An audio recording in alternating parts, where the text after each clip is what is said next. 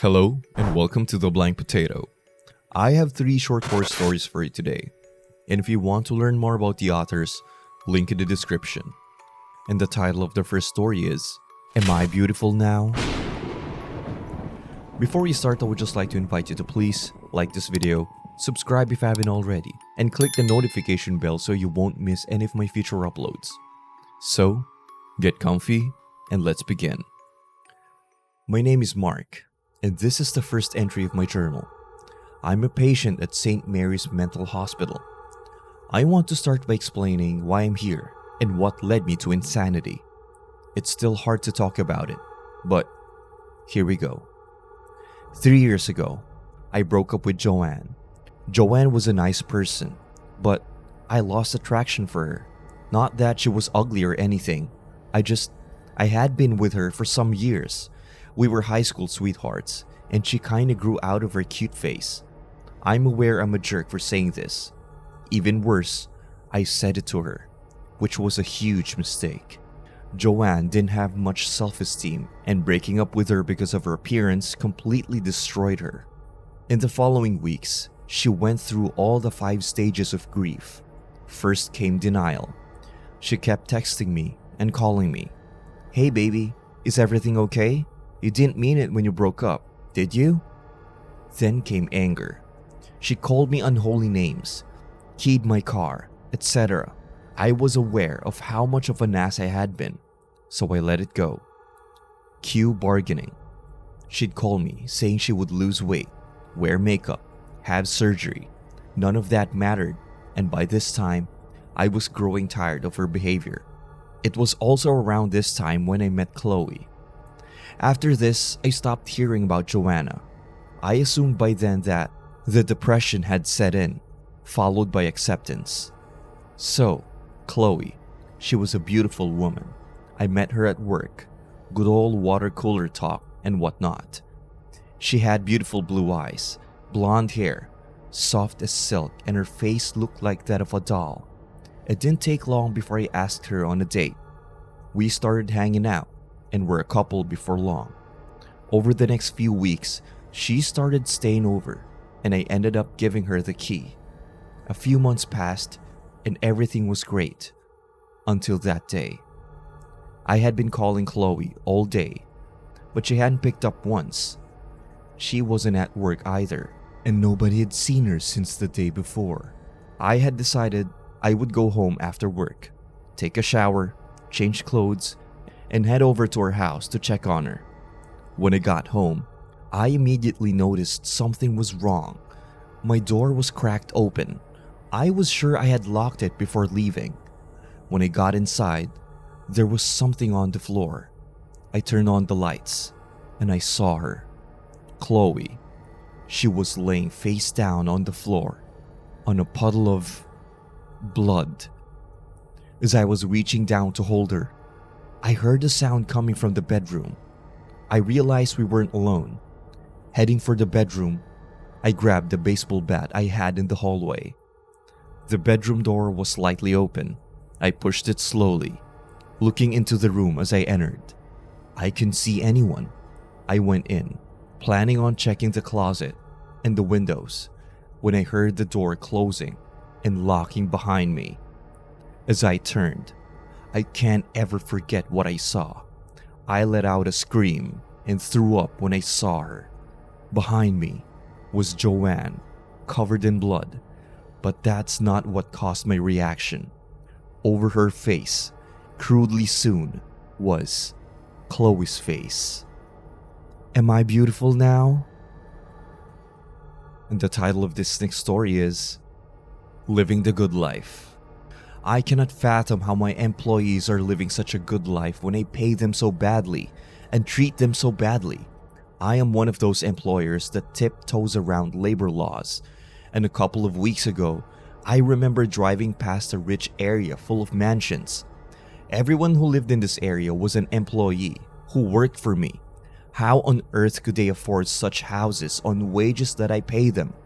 I mean, the wages that I pay them, it isn't enough to cover bills, food, and other necessities. It's completely wrong how my employees are living in mansions. Then I also noticed how physically healthy they are. Even though I work them to the bone, they should be having joint problems, heart problems, and even lung problems. But they all seem to be physically healthy and happy. I don't pay them enough to have health insurance, and I should have high turnover rate. But I have had the same staff for 4 years now. 4 years ago, people used to come and go. But then, a new lot came, and they have stayed here for 4 years. I don't like this one bit. As an experiment, I managed to get a retard to do an experiment. This was all outside of work. I wanted to see if he could survive on the wages that I paid. And he worked in that place where I managed. In 6 months, he was homeless with serious joint problems and nerve problems. He eventually died of malnutrition. And so, this is proof that my wages are a death sentence. But yet, my long-term employees are living the high life. They are living in mansions, driving super expensive fast cars, and going on expensive holidays. I'm staring at the retarded man's dead body in my office. This is what should happen to them. So, I announced that I will be raising wages, and my employees seem to not like the news of higher wages. Then, during the night, every one of my employees was in my room. They demanded that I decrease the wages even more. Then one of my employees cut out his own brain and said, "You're wondering how we are alive while working on your wages? Well, that's the thing. We are not alive." An employee told me, and I saw their true look now. The look of death. We all died of starvation and homelessness, and we then took over the mansions owned by employers like you. So, reduce our wages, or even better, don't pay us at all, as a reminder that we are dead. An employee told me. Then the retarded guy walked into the room, who took part in that secret experiment of mine. They then threw the severed heads at me. Those heads belong to those who used to live in those mansions. They now always want to work, and I can never retire. And the title of this next story is, I do wish the worst upon my enemies. I hate it when people don't wish the worst upon their enemy. I see it as weakness, and you should never be kind to your enemies. You should wish the worst upon them and not care. Muhabara came to me and started burning me, and he then said, "Is this what you wish upon your enemies?" And it was painful to feel the fire all over me. It was so relentless. To think that it is the same fire that can keep us warm during the winters. And it's the same fire that helps us cook us food. It's the same fire that was all over me. Yes, this is what I wish upon my enemy. I have gone to Muhabara, who is going to give the worst punishment to my enemy. But I must feel them first. Then, as I was sure that the fire is what I want for my enemy, Muhabara stopped and had to think for a moment. Then he had me eaten by a bunch of meat-eating wild animals. And as I was being eaten alive, I was thinking to myself how fantastic this would be for my enemy. Yes, I wished this upon my enemy, and it was another kind of pain to be eaten by a pack of predatory wild animals. I should have been screaming, but the thought of this happening to my enemy, it kept me strong.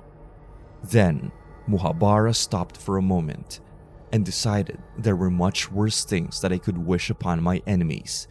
He had me drowning in the deepest ocean, and it got so dark, and my body was being crushed. The thought, though, of my enemy experiencing was the light that kept me sane, drowning in the ocean. It was never ending, but I knew this was what I wanted for my worst enemy. If you don't wish your enemy the worst, then they aren't your enemy. Then, Muhabara started thinking again, and this time, he let off a disease which affected me and killed my wife, children, my grandchildren, and all of cousins. This was amazing, as I truly want this for my worst enemy. Then, Muhabara started smiling, as he knew this is what I want for my enemy, and he didn't have anything worse at that time. I knew that this was it. And you know when you finally find something that is totally right for you, it's an amazing feeling. Then, Muhabara came up to me and said, "Your worst enemy isn't going to experience any of this because you are my worst enemy." Oh no, no, no, no, no, no. If you enjoyed those horror stories, feel free to hit that like button, subscribe if you haven't already, and click one of the videos right here for more horror stories like that. And as usual, you have a creepy evening, and I'll see you again next time.